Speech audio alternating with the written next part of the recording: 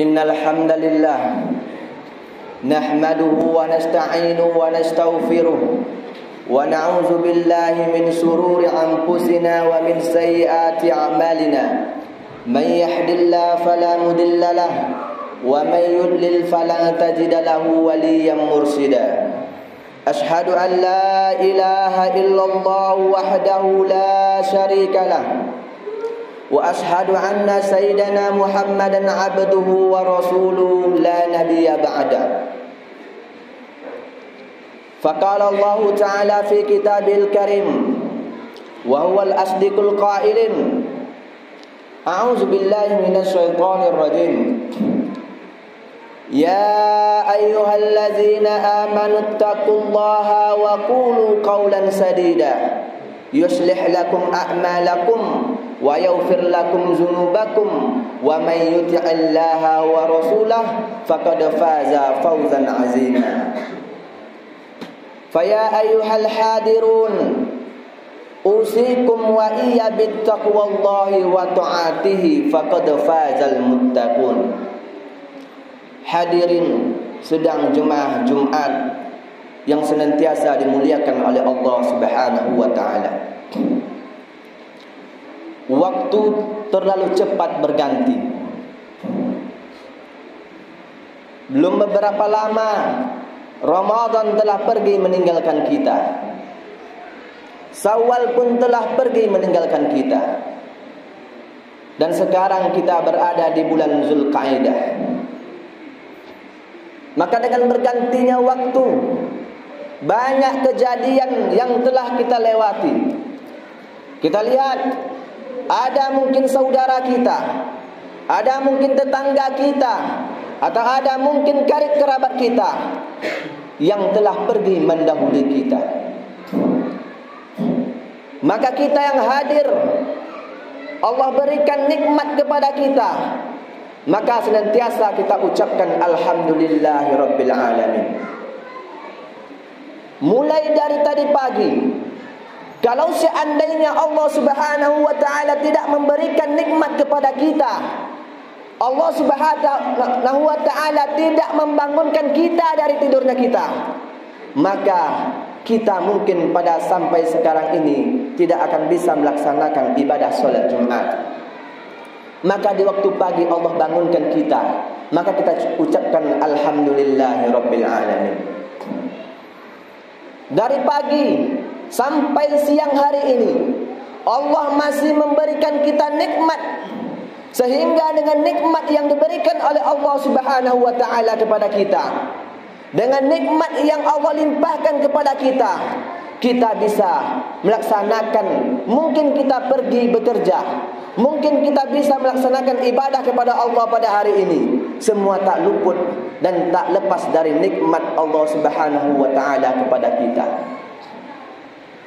Maka senantiasalah kita untuk selalu memuji Allah atas segala nikmat dan karunia yang diberikan oleh Allah Subhanahu wa taala, atas segala nikmat yang besar yang Allah berikan kepada kita. Apa nikmat yang terbesar yang diberikan oleh Allah Subhanahu wa taala kepada kita? Yaitu nikmat istiqamah iman dan Islam. Sehingga dengan nikmat istiqamah iman dan Islam, merasa terpanggil diri kita untuk menjalankan ibadah salat Jumat pada siang hari ini. Maka senantiasalah kita ucapkan dengan alhamdulillahirabbil alamin. Ucapan tidak hanya cukup dengan ucapan, tidak hanya cukup dengan ucapan alhamdulillahirabbil alamin. Tentu kita cukupkan dengan praktek dari kehidupan kita. Sudahkah kita bersyukur kepada Allah dengan ucapan? Sudahkah kita bersyukur kepada Allah dengan perbuatan kita? Sudahkah kita bersyukur kepada Allah dengan perbuatan dan amalan-amalan yang diperintahkan oleh Allah Subhanahu wa taala kepada kita? Maka kita tanya diri kita, sudahkah kita menjadi hamba Allah yang bersyukur kepada Allah Subhanahu wa taala? Kemudian selawat beserta salam kita hadiahkan buat baginda besar kita Muhammad sallallahu alaihi wasallam. Sudah sepantasnya lah kita untuk berselawat kepada beliau. maka senantiasa kita ringankan lidah kita. Biasakan kita basahi lidah kita dengan ucapan Allahumma sholli ala Muhammad wa ala ali Muhammad. Semoga kita selalu istiqamah dalam sunnahnya, akhir hayat nanti mendapatkan husnul khatimah, dan nanti di akhirat mendapatkan syafaatul uzma yang hanya bisa diberikan oleh Nabi Muhammad sallallahu alaihi wasallam. Kaum muslimin, sedang jemaah Jumat yang dimuliakan oleh Allah Subhanahu wa taala. Di setiap khutbah menjadi suatu rukun, yaitu saling menasihati dengan ketakwaan. Di sini khatib tidak akan pernah bosan. Di setiap Jumat khatib akan selalu mengingatkan, menasihati, khususnya untuk diri khatib sendiri dan umumnya untuk kita semuanya, untuk senantiasa meningkatkan ketakwaan kita kepada Allah Subhanahu wa taala.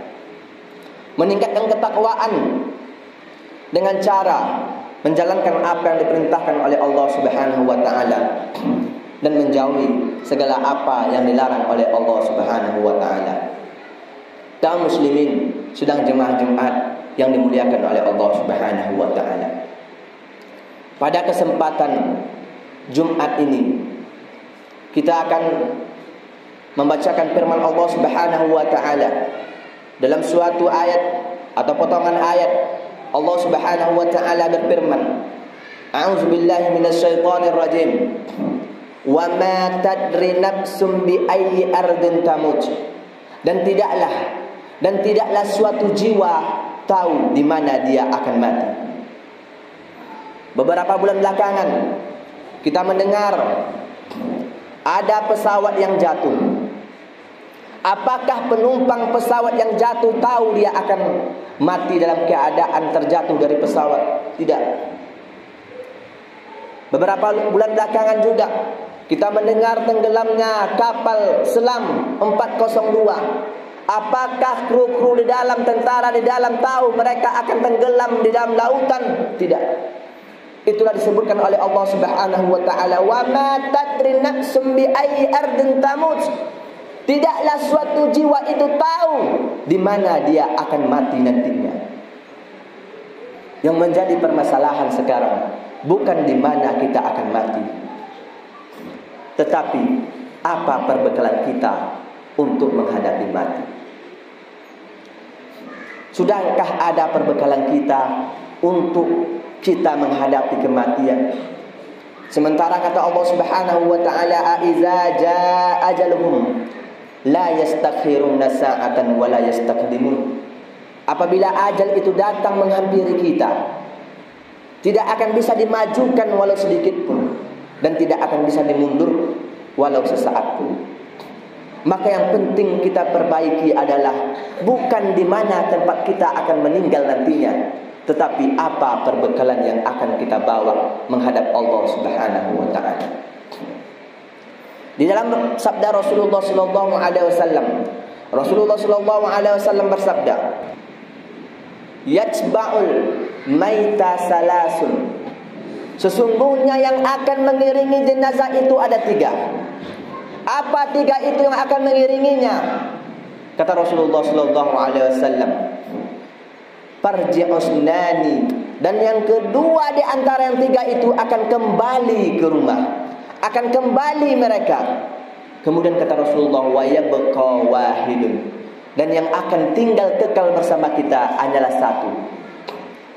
Yang pertama yang akan kembali, apa kata Rasulullah sallallahu alaihi wasallam? Ahluhu, keluargamu, keluarga kita, istri, anak, tetangga, semuanya akan ikut mengiringi kita untuk mengantarkan kita ke tempat peristirahatan kita terakhir. Dia akan ikut, tetapi ketika kita dikuburkan mereka akan pulang kembali. Kemudian kata Rasulullah, maluhu, hartamu, harta yang kita miliki, mobil mewah yang kita miliki mungkin akan ikut mengantarkan kita sampai ke pemakaman. Tetapi ketika kita dimakamkan, setelah kita dikuburkan, mereka akan kembali lagi ke rumah. Kemudian apa kata Rasulullah? Wa yabqa wahidun. Dan yang akan tinggal bersama kita hanya 1. Apa itu? Wa amalan kita. Maka yang penting kita persiapkan ketika kita menghadapi kematian adalah amal kita. Bagaimana dengan amal kita? Kita lah yang tahu. Bagaimana dengan ibadah kita? Kita lah yang tahu.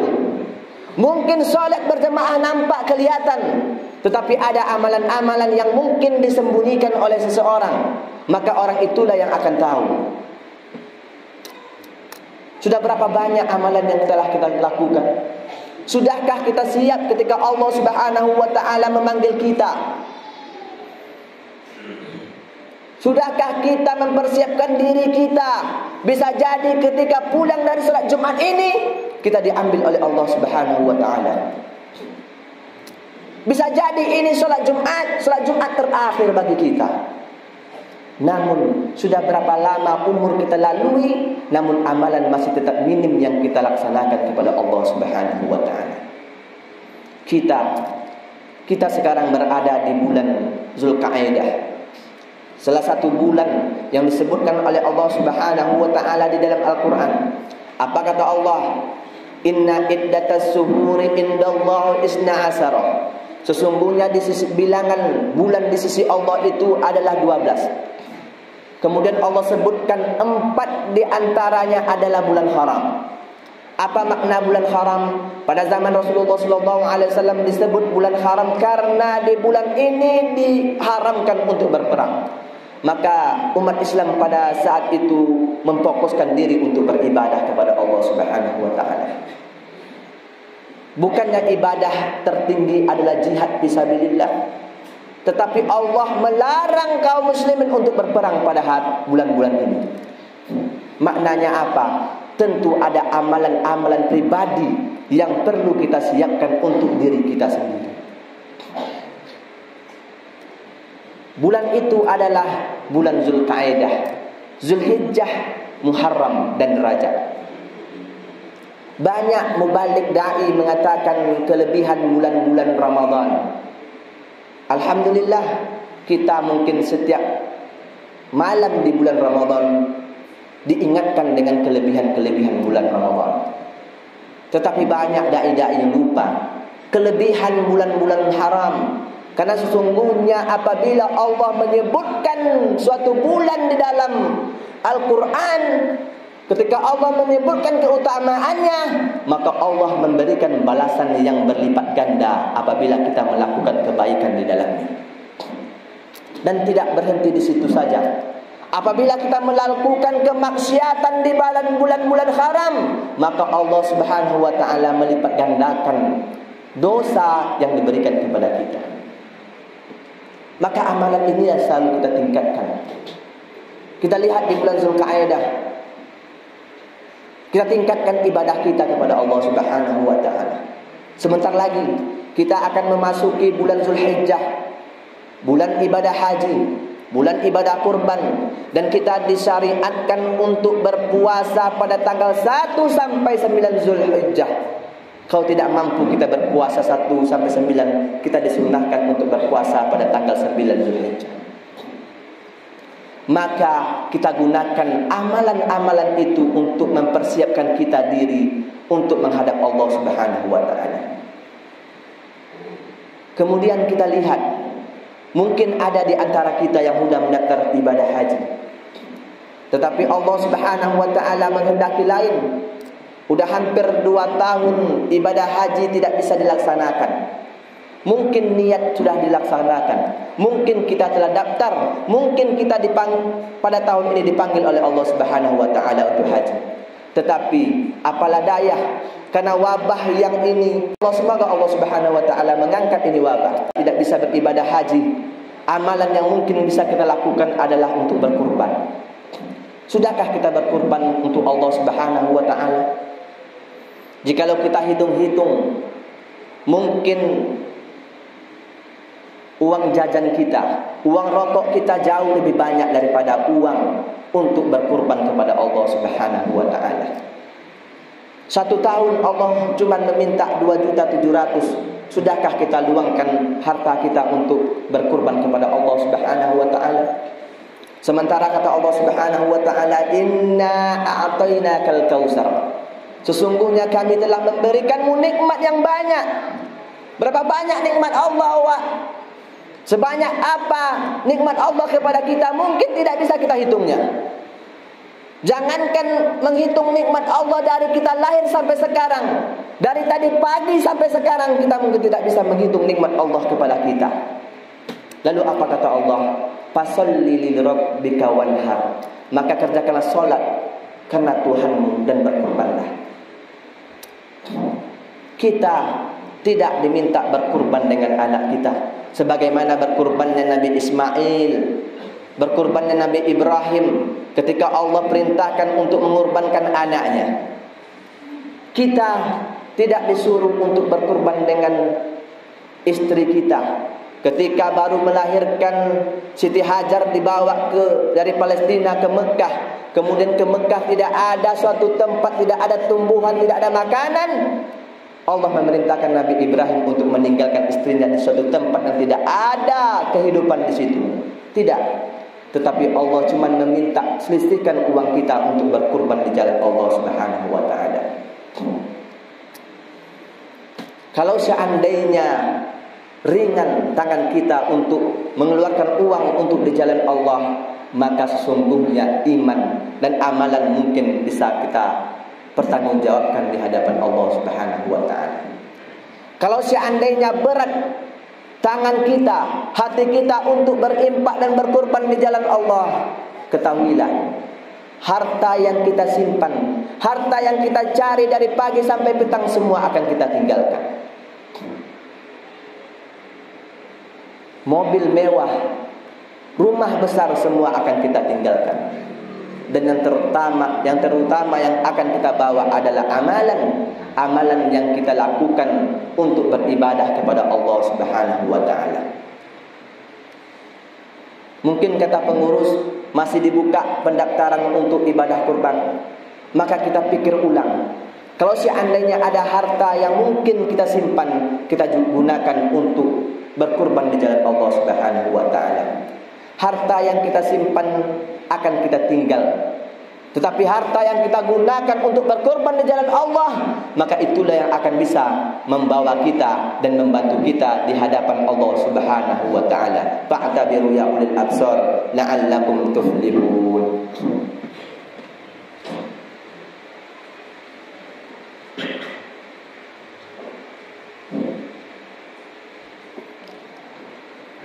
Alhamdulillah, wassalatu wassalamu ala rasulillah Sayyidina wa maulana Muhammad ibn Abdullah wa ala alihi wa ashabihi wa man da'a da'watihi wa sanna bi sunnatihi ila yaumil liqa'i rabbih.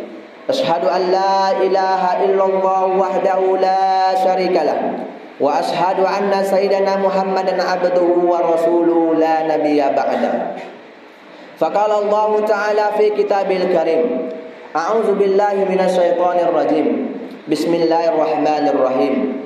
Ya ayyuhallazina amanu taqullaha haqqa tuqatih. Wahai orang-orang yang beriman, bertakwalah kamu kepada Allah dengan sebenar-benar takwa. Wala tamutunna illa wa antum muslimun. Allah Subhanahu wa taala tidak ingin kita menghadapnya kecuali dalam keadaan Islam yang sempurna. Allah Subhanahu wa taala saking sayangnya kepada kita, Allah tidak ingin kita mati dalam keadaan tidak beriman kepada Allah Subhanahu wa taala. Sehingga Allah sebutkan di dalam Al-Qur'an, tergantung kepada diri kita. Allah Subhanahu wa taala saja tidak ingin kita meninggal dalam keadaan tidak beriman. Apakah kita mengerjakan ibadah kepada Allah sehingga dengan ibadah tadi bisa mengantarkan kita untuk menghadap Allah dalam keadaan beriman kepada Allah Subhanahu wa taala. Sehingga dengan amalan-amalan yang kita lakukan, amalan-amalan fardu, amalan-amalan sunat, kewajiban-kewajiban yang diperintahkan oleh Allah Subhanahu wa taala kepada kita, itulah yang bisa menyelamatkan kita di hadapan Allah. Anak, yauma la yanfa'u malun wala banun. Tidak ada gunanya lagi anak dan harta di sisi Allah. Tetapi Allah hanya menerima orang-orang yang kembali kepada Allah dalam keadaan hati yang bersih. Hati yang bersih adalah arti orang yang menyiapkan dirinya di dunia ini untuk beribadah kepada Allah Subhanahu wa taala. sehingga setiap detik yang dia lewati tidak luput dari ibadah kepada Allah Subhanahu wa taala. Maka senantiasa kita menjadikan setiap amal perbuatan kita untuk beribadah kepada Allah Subhanahu wa taala. Innallaha wa malaikatahu yusholluna 'alan nabi ya ayyuhallazina amanu shallu 'alaihi wa sallimu taslima.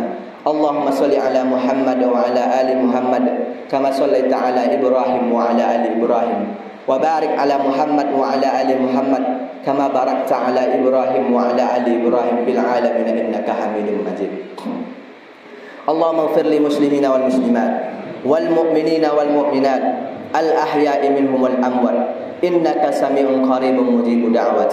Amin amin ya qadiyal hajat. Allahumma ighfir lana dhunubana wa liwalidayna warhamhuma kama rabbayana shaghira.